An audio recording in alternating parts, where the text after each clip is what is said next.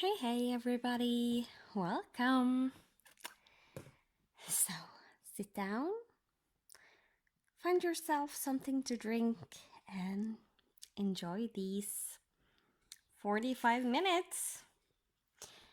This is my A to Z Stitch with Me, where you can watch me stitch everything I do in a pattern on camera, filming with you, and either if you like to sit and watch every stitch I do, or you just like to sit and listen and stitch together with me, that is totally fine. So we have finished part 1 and are now doing part 2, which is the Snowy Dare. This is the Frosty Forest series by Cottage Needleworks. I ordered everything I needed from a company called Patchwork Rabbit in the UK. I'm not sponsored by them by any means. I just really like them. So we are stitching on this tree, and last time I said that it didn't look like I did much, but actually I stitched 70 stitches last time. And so yeah, that was actually a good amount of progress, since there is always some talking and I don't get that much stitching done. Always on this series, but last time actually was pretty good progress. It just doesn't look like this because this tree is huge. 1/3 of the length of the tree, but it's getting wider and wider. Slowly getting wider on the way down, so there's more and more stitches to do. So I need to start a new length of white. So I'm actually going to first do a single stitch over here and then go and continue to stitch on the tree. So I will zoom you in. Then I need to count my way to the correct place.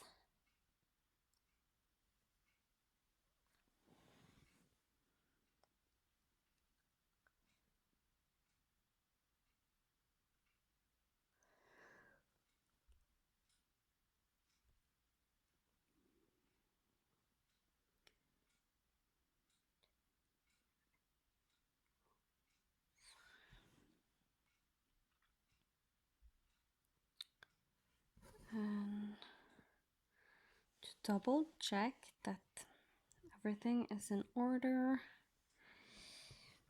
I'm also going to count my way from here. So the second stitch, and then 4, 2, 3, and 4. So yes, that was the correct place. I do like to double and triple check when it's a little bit further away, especially since this is a stitch I might later on use as a reference or count from when stitching, and then it's really nice to know that it is in the correct place.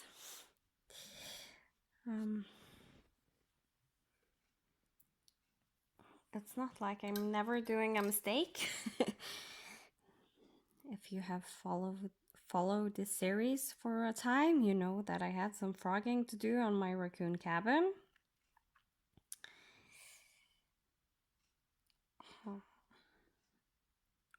And on top of that, I also sometimes frog a stitch or two, just because I don't like how it looks.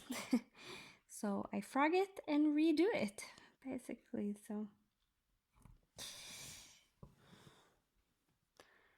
usually how much I frog and redo stuff, it depends on my mood.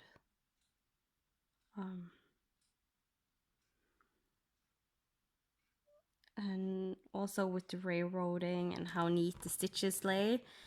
Like one day I will be a perfectionist with my stitches, and another day I'm just stitching along, not bothering too much. So it can really vary a lot what I do. So I'm actually going to split this in half and just use one of those lengths. There's not that many white stitches on the tree left, so I don't need a too long length. And since there is a lot of these snowflakes, single stitches and those 4 stitches together, like this one right here, it's nice to have some lengths of white that isn't that long, and just, or you can use the loop method.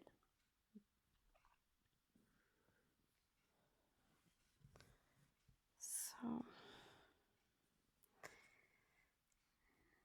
getting you focused here.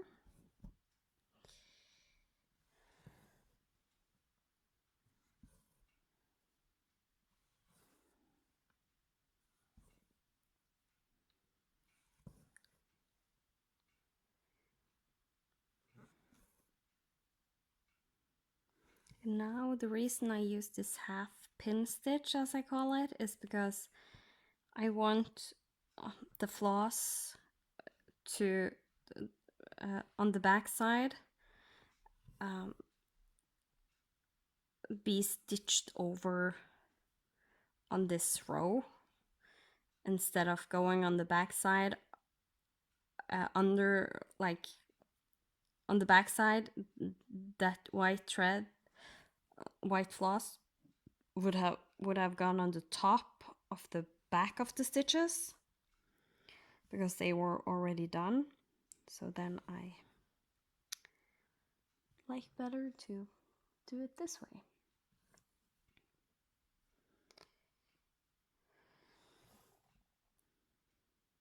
So let's see. 5. Okay. 1, 2,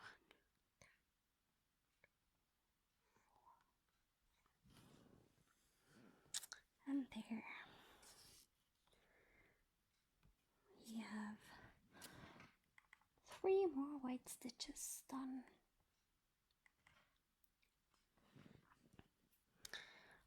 I did see that there will be a lot of these green stitches to do. As you can see, the white stitch got parked a few rows down. So that means I'm going to do a lot of green. So what I did find is this this book where I have written down the tags that I have found online, and I have done some of them previously, and then just if I'm not sure what to talk about, I bring this out so I can do the tags, and that way I usually have something to talk about. And now there is a lot of green stitching to do.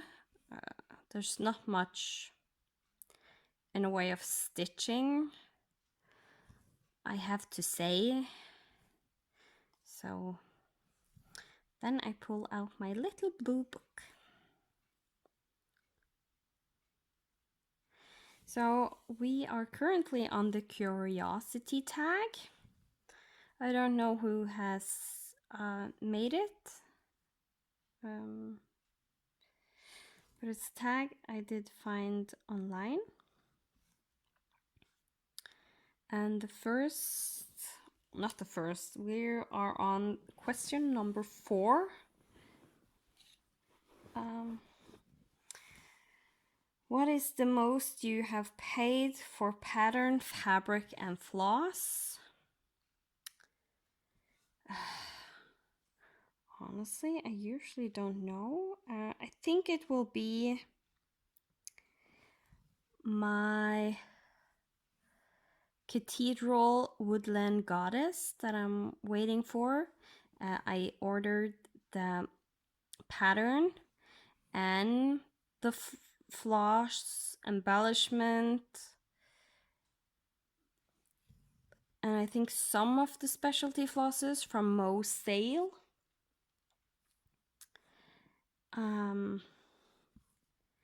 And then I made Adele. She was so kind. She was going to do an order on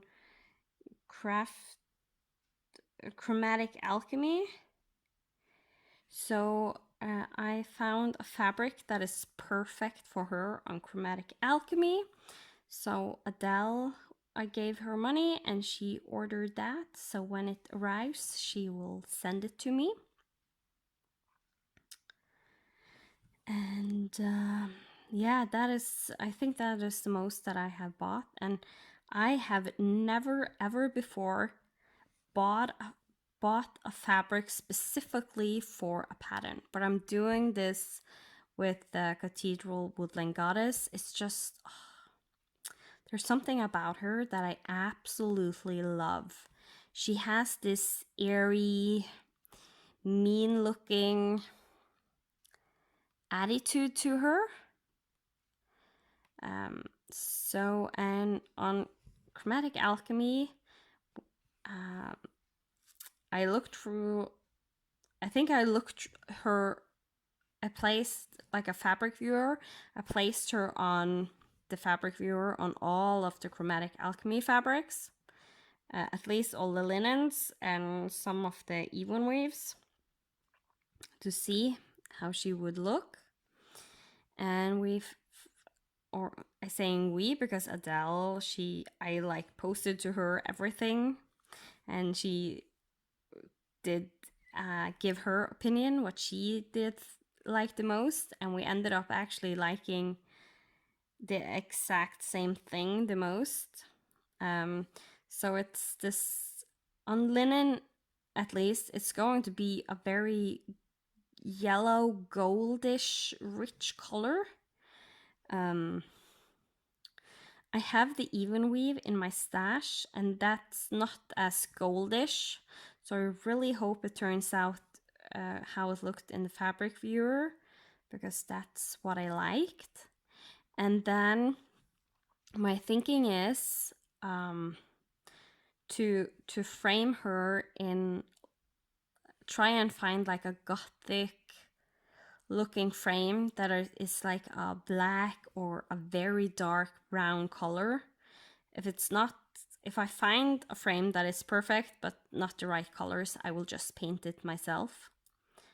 And I believe she is going to look amazing on that. So yeah, that is what I have used most money on, and I don't think I will get the silks from Mo. I think she only had the Krynic, so I will also need to put in an order with Lakeside Needlecraft in the UK. I try an order either from Mo, because she has really good deals for people overseas when shipping. And if she doesn't have what I need, then I will try the UK based shops like Lakeside Needlecraft. And I know Lakeside Needlecraft is going to have all of the embellishment and pattern and so for the Cathedral Woodland Goddess by Mirabilia. So I'm pretty sure I can get those silks from there. Originally, I would use So and So, but they suddenly closed down, and I'm a little bit almost mad at myself because I was actually going to put in an order with them, and I just needed to wait a few days into July, and I never thought that they would like close down. So when I was going to put in an order with So and So, suddenly they had closed down, and it's a long time since I was in there and like checked with them. I think last time was in April maybe, and then they didn't say anything. It happened very abruptly. So I was exactly one day too late to get that order placed. So yeah, that's a shame because they had a lot of good selection when it comes to specialty floss, especially silks and petite treasure braid. Like Kreinik, you can get from Lakeside Needlecraft, but I don't. She has started to supply some treasure braids, but I don't feel it's as good of a selection as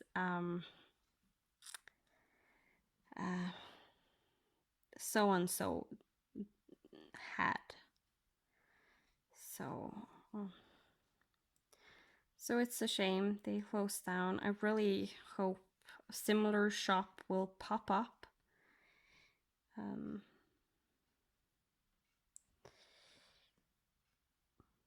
So we will just have to wait and see what happens.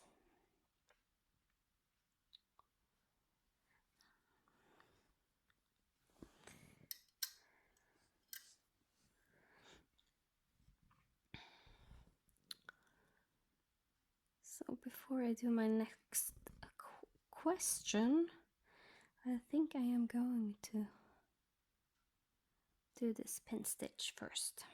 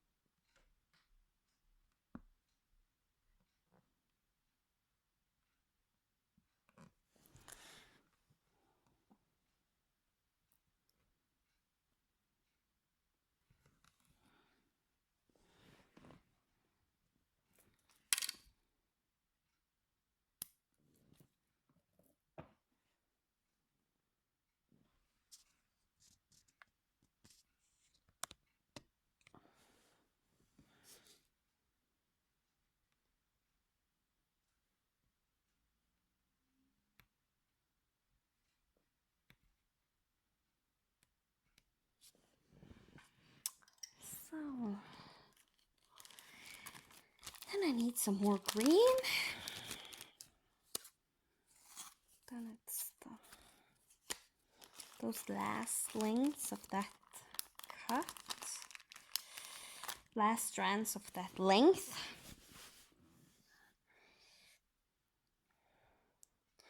I am going to use now.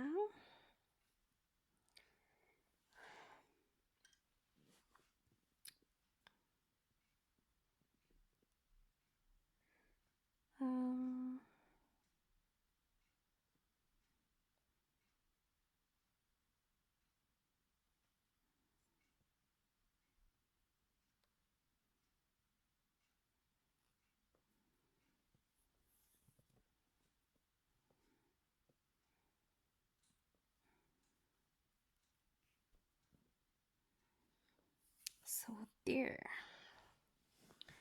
It's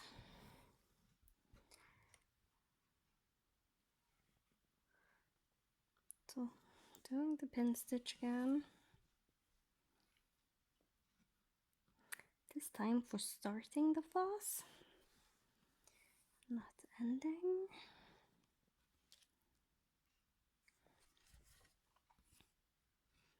Sorry, I bumped you. It's just sometimes when filming, I like, especially here on this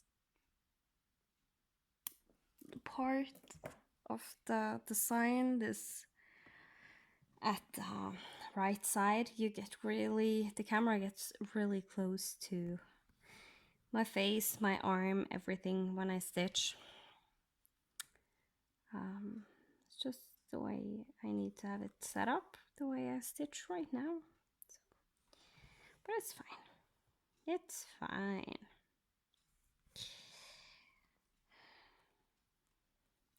Okay, so question 5. What is the longest you have stitched on a project in one day? That is actually my Legend of the Blue Sea. There was an event in Magical School of Stitches where you got 50 extra points for the homework if you finished your smallest whip that you had in your whip list on Magical School of Stitches. And I had a Legend of the Blue Sea, and that's a pretty big piece. It's 102 by 102 stitches. On top of that, I wasn't really that far because I had all of the bottom part left to do, and that is densely stitched all over, so there was a lot of stitches, and I had 2 days to finish it. And FFO. So I actually did stitch for one of the days. I stitched for I think 13 hours, maybe 12 hours. And then the next day I stitched like, I think it was something like, this is not a stitch I'm going to do. I stitched for 8 or 9 more hours to get that done. There was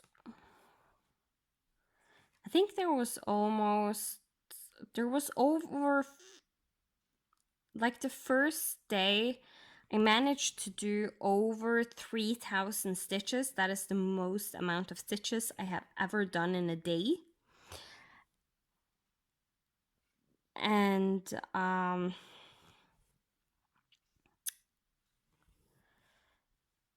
brain stopped working.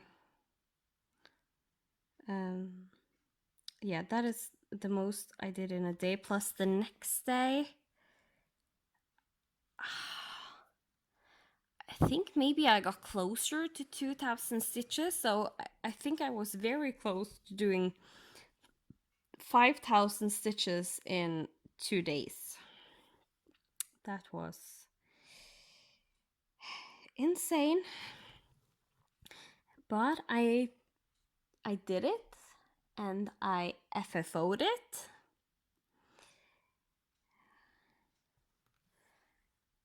And I got my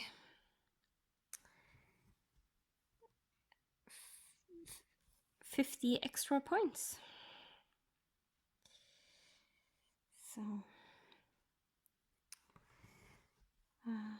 So I have actually, with all of the homework where there is extra points to be earned, I have actually done all of it. I have done all the homework and all the extra points for Magical School of Stitches so far. I am now stitching in August, so if you see this in October, it might have changed. Who knows?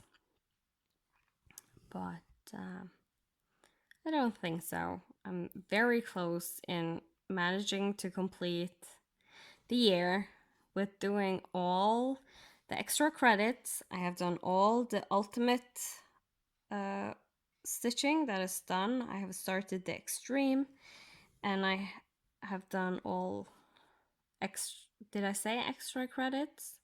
So, all ultimate yearly challenges I have done. All the extra credits so far I have done and will try to continue to do when it comes to stitching. Um, and all the homework I have done, including all of the bonus points. And I have done all the pop-up events and at least got a few points earned in those.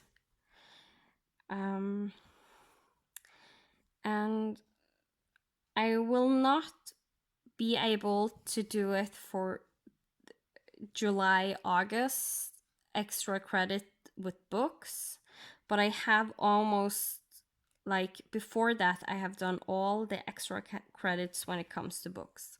I still have some days left, so I might manage to get those last few books in that I need. I don't know. Because I have a lot of filming that I have planned that I want to do.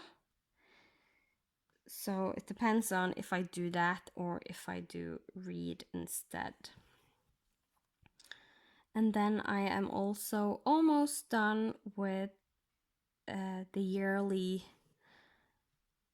extra credits for reading the books. I think I'm missing 5 books or something on the list. A lot of those are like special letters, like the U. So yeah. If you are interested in magical stitches, now you got a little bit of update on how I'm doing. I'm doing crazy. And now when I have like completed over half of the year, at least with all the stitching points that I can get, I know myself too well that I'm not going to slow down unless something special happens. And it has to be really special. Like not being able to stitch at all.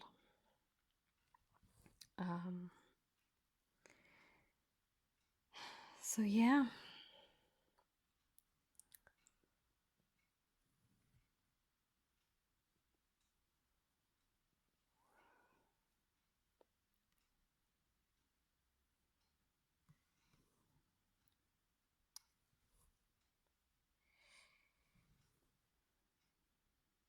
So challenges is fun, but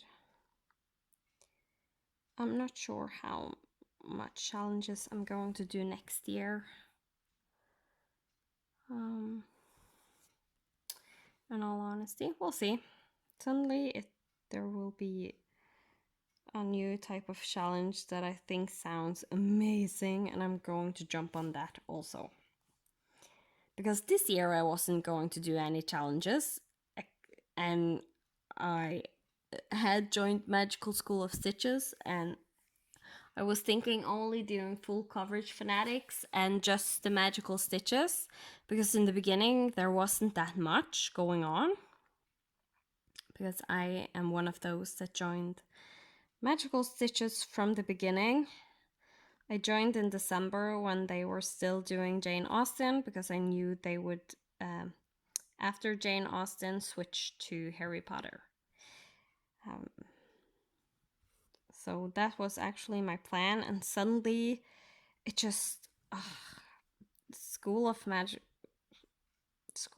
Magical Stitches and Literature suddenly just took off. There was extra credits starting to come, and there was ultimate extra credits to do, and now there are extreme extra credits to do, and the crazy headmistress challenge, and yeah, it has gone nuts. So, and then I joined Semi Sane Stitchers, and they had a lot of fun challenges, and of course I need to try everything out that I think sounds awesome. So yeah, I might slow down next year, depending on what book Magical School of Stitches will be next year. As I said, they have done Jane Austen, and now they do Harry Potter. And next year they will do some other books. We don't know yet. So yeah. 6. Do you have any major mistakes in an FFO that only you know of? Yes and no. I don't. I can't really call it a big mistake. But it took a lot of fudging to do because it was a densely stitched piece, and we're back to my Legend of the Blue Sea. Because with the time frame I had, I did know I could not rip out the amount of stitches when I discovered I was half a stitch off somewhere in there. And then to fudge it, it took some time. So, but it's, you can't see it, you can't really tell at all, and it's not that big of a mistake, but it's there, and now you know it. You don't know where. So that's one where only I know where the mistake is, and I think it will continue to be that way because I do not think anyone will be able to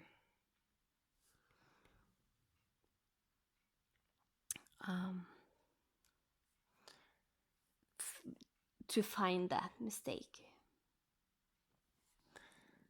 So yeah, and then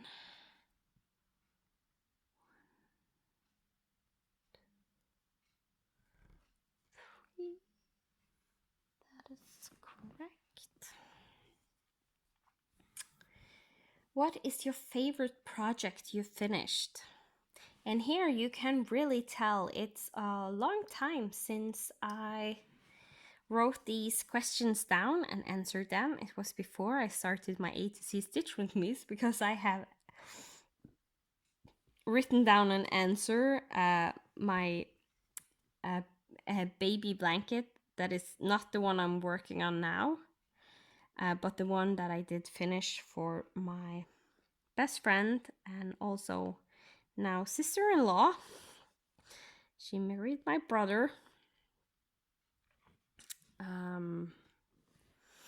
I did a big baby blanket, one of those. It's the same type that I'm doing now, that is pre-printed and the print don't go off, so you really have to pay attention to where you do your stitches. So everything is covered up, so none of that blue lines show up.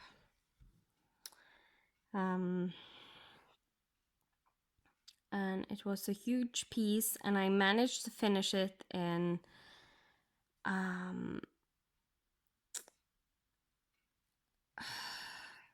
under 7 months. I got to know she was pregnant really early, even before my brother knew.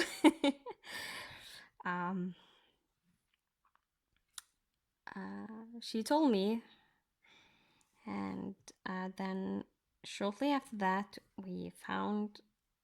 I said what I wanted to do for her, and she really loved that idea.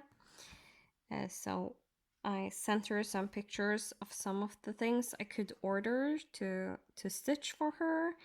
So she chose one with 5 motifs, with 5 bears doing different things. One is sleeping on the grass, one is building with these little wooden blocks. Yeah, just one is looking at the flowers. And I managed to, and those bears are actually very densely stitched, just as you know. I managed to finish it in under 7 months. So, It took some time for my kit to arrive because it was ordered online. And I did stitch all of this in the middle of, first it got started right before my exams before the summer, because I was still in university studying to be a teacher. And so actually, yeah, I had one exam plus I had my bachelor to deliver. uh, so that was, I started stitching uh, like right before I had to. Everything of that was going to be done and delivered. And then that was one of the summers we had this crazy vacation where we traveled like almost all the time. We were not at home much at all, super busy, so I didn't bring my stitching because I knew there wouldn't really be any time. And usually when I'm out of country, especially in the sun on the beach, I like to read books. So I usually only bring books with me and not stitching. Um, so yeah, that's at least what I have done. Not sure that is what I'm going to do anymore, but I will always bring at least a book because I really do like to read when I'm lying on the beach.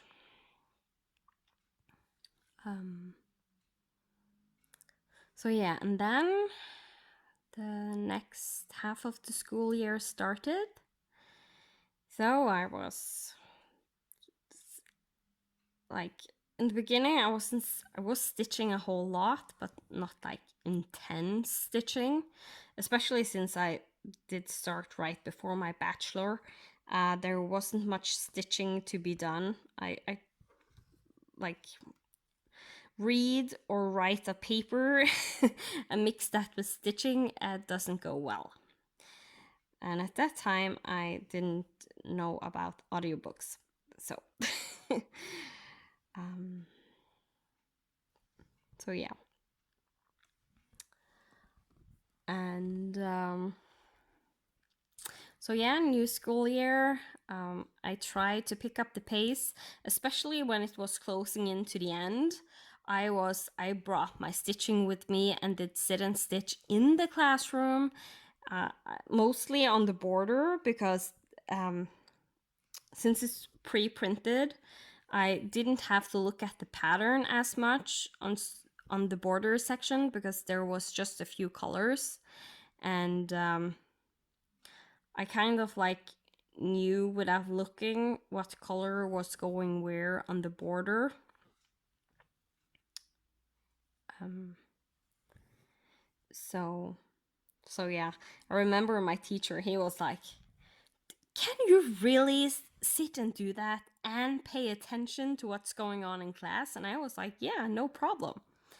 And he didn't believe me. So he actually, in the middle of the class, he was like, "Oh, Rita, can you answer this physics question?" Because he was my physics teacher. And it was about Newton's laws. And I was like, yeah, um, I don't know the English, but it has to do with that every action has an opposite reaction. Is that the English way of saying it? At least it was that one. And I totally could answer that without problem. And he was like, okay, fine, you're paying attention. It's good. uh, so, so yeah, I was the only one allowed to do works with my hands, because there were some other girls, then especially when I started to cross stitch on that baby blanket in class, they would bring their knitting, and he would test them also in the middle of the class. You didn't know why, you didn't know which day. You can have been sitting in the class for 5 or 6 days in his class, and been stitching or knitting or crocheting, and suddenly he would ask you a question, and if you didn't know the answer, you was not allowed to do that kind of thing in his class. And I was actually the only one passing his his test. So I thought that was really fun. He was a really good teacher. Um, we had, yeah, he was just amazing. He was actually Danish. So in the beginning, I really struggled because uh, he knew, of course, Norwegian uh, for the most part, but he was like speaking a little bit Danish, and one of the physics books we used the most was in English. So that's why I really should know Newton's law in English, but I like in school when I'm teaching, I'm only using the Norwegian version of it. So, yeah. And now it's a long time since I have been teaching, so that doesn't help either. But anyways, so yeah, it was it was a real challenge in the start. Plus, of all the science curriculums in Norwegian, we have, instead of it's called science, it's called naturfag, and it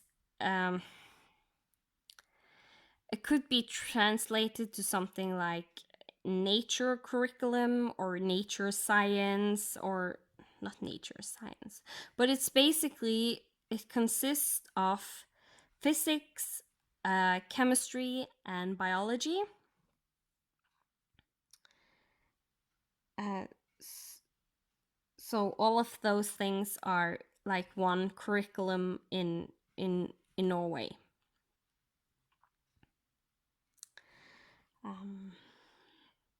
So he was my physics teacher, another one was my chemistry teacher, and then a third one was my biology teacher in university, because it was divided up. And we also had geology, because that is also in that curriculum in school. So in school, when you teach the kids, everything is like mixed together. But when you learn about it yourself in university, it's divided into sections. We also had astrology, geology, chemistry, physics, biology, and I feel like I'm missing one, but I can't remember what. So,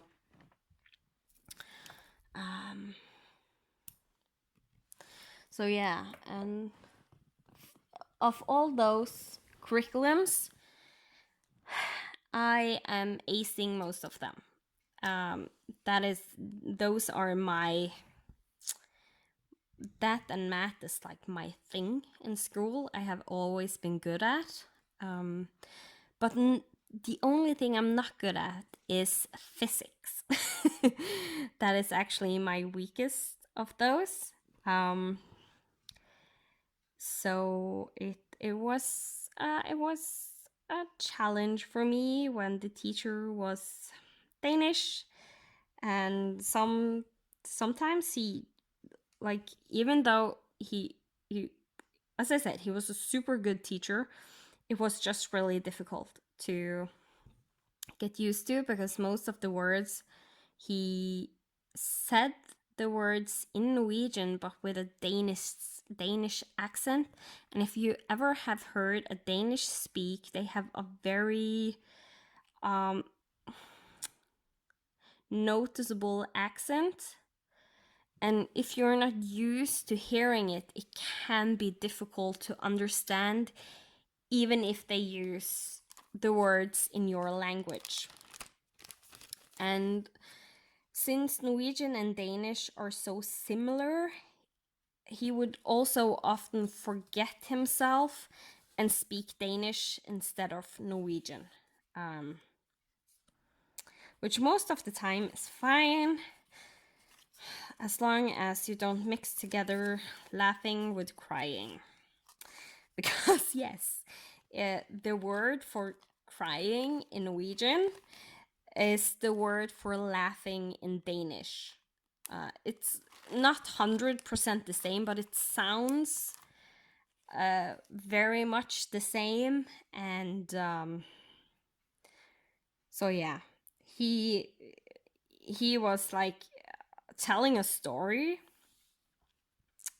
and he was telling about someone that was like laughing this hard, and almost everyone except me, because I knew there was different there, did understand what he meant, because everyone thought he was talking about somebody who was crying so much and this and that happened, and it didn't make sense, because what he actually was saying was that the person laughed so much that this and that happened, and that just made more sense. Like, you can laugh so hard you pee yourself, but it's hard to cry as much as you pee yourself. So, yeah.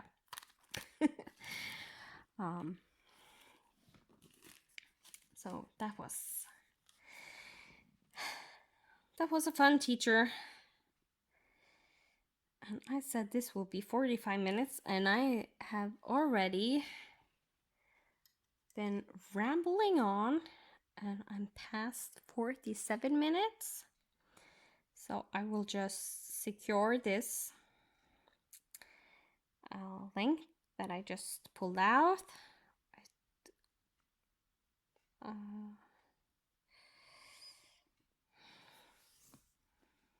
This floss is not playing nice. I'm just telling you. It's not playing nice. Let me see. I'm on the... that this is going to be one... I think I'm going to pin stitch here, because this stitch has stitches over and under itself, just to hide the pin stitch a little bit better.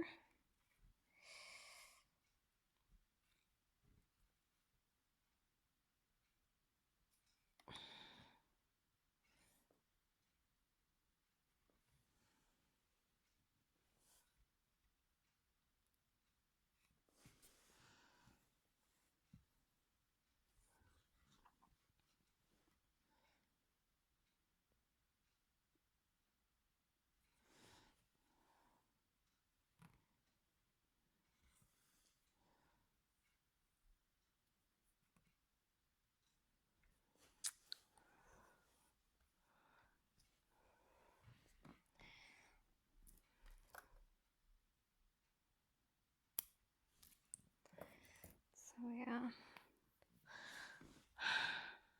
Okay, last two stitches. But luckily, I actually have an uncle that moved to Denmark when I was pretty little girl, so it usually only takes me a few minutes to, like,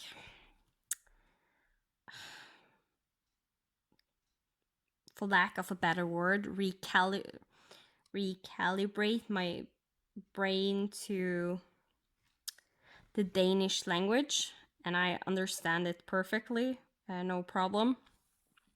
As long as it's not one of those really thick accents. That one I still struggle with. Or the one that is like a mix between Danish and Swedish, that one is really difficult to understand, because it's not really Swedish and it's not really Danish, and even though I can understand both, I struggle with a mix of them. so so yeah, that's how that goes. So for me, it wasn't too bad. In all honesty, I actually felt much more sorry for my now husband at that time, my partner. He he really can't understand Danish, um, so he often would ask me what the teacher was saying, and I had to translate. On top of that, uh, we had two very good friends we always sat together with in university, and one of them was from up north in Norway. And when you are from up north in Norway, you often will have learned Finnish or Sami, or like um, some people actually know that better than Norwegian. And this was the case with one of those I was studying with, that always sat together with us, because he could Norwegian perfectly, but it was his second language. His first language was actually Finnish, and he also knew how to speak Sami because they are from the same um, language tree. If you ever have seen how they put language in, um, like the main language is like the stem of a tree, and all the languages that had developed from there is like branches. And Norwegian and Finnish are two different ones. Finnish is the same category as Russian and uh, so on, while Norwegian is the same as English, Danish, Swedish, German. So yeah, so for him it was really hard because he could not understand Danish at all. He had like, he could speak perfectly Norwegian, but Swedish and Danish, he totally could not understand it. I think it because his mother language was Finnish.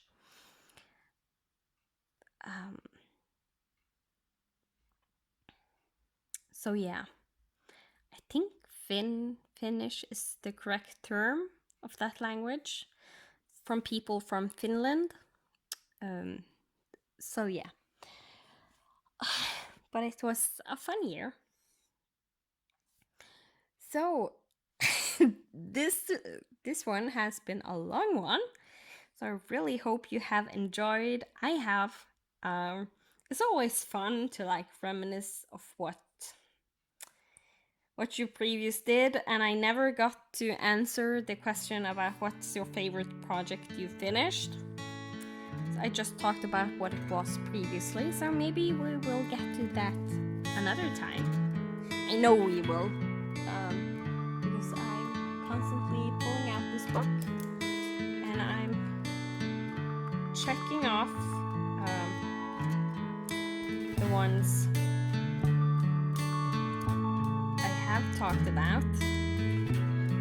So I know that I will do a new one, and my idea is when I go through all the questions from all the tags in the book, then I will start from the beginning again, because most likely something will have changed in that amount of time, and I'm thinking it will take at least a year to get through. It's like almost 2 years since I did write down those tags in the book, so it has been a while since I pulled them out. But this has been really fun, at least for me. I hope you have enjoyed, and I will see you next time. We are starting to get that